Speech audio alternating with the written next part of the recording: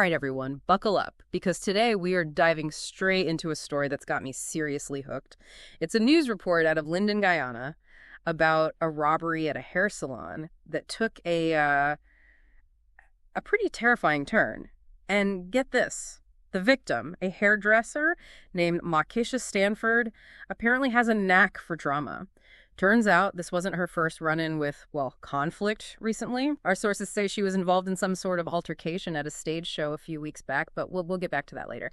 First, let's get back to the robbery itself. What exactly happened, and why should you, our listener, even care? Joining me to break it all down is our expert. Thanks for being here. Glad to be here. Okay, so let's start with the basics. The who, what, when, where of it all. Set the scene for us, Linden, Guyana, Saturday night, a hair salon. What details from this report really paint a picture of how this all went down? Well, what strikes me right away is, the contrast. You have this ordinary setting, a hair salon, it's late evening, probably customers, stylists, just, everyday life. And then suddenly, bam, this incredibly brazen act of violence. It's like that shattered sense of normalcy, right?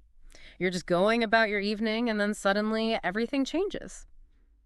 And speaking of details, the report gives a very specific description of the robber. Partially masked, short dreadlocks, 5'4" tack tall. I mean, why even bother concealing your face if you're just going to offer up all these other identifying details? Right. It's like, is he trying to be identified? Is it some sort of message? It definitely adds a layer of complexity to the story. It's not your typical robbery, for sure. Okay, so let's talk about Makisha. She's described as a well-known hairdresser in Linden. What does that tell us, and how do you think that plays into this whole situation? Well known in a place like Linden, especially if you're a business owner, it means something, right? It suggests that she's connected, she's a part of the community, she's not just a name in a police report. So this wasn't just a random attack, then? It doesn't seem like it. Which makes that whole description, the robber's description, even more intriguing, if she might know him. Exactly. Could it be someone she's had a disagreement with in the past? It's possible. I mean, we have to consider that, don't we? And speaking of disagreements, we have to talk about the altercation at the stage show. It wasn't a legal matter or anything, but it seems too important to ignore. How do you think this prior event could be connected to the robbery? Well, this is where things get really, really interesting. This prior event, even if it seemed insignificant at the time, could be a huge clue. I mean, could it be that someone there at the stage show had a grudge against Makisha? Maybe they wanted to scare her, maybe even, hurt her.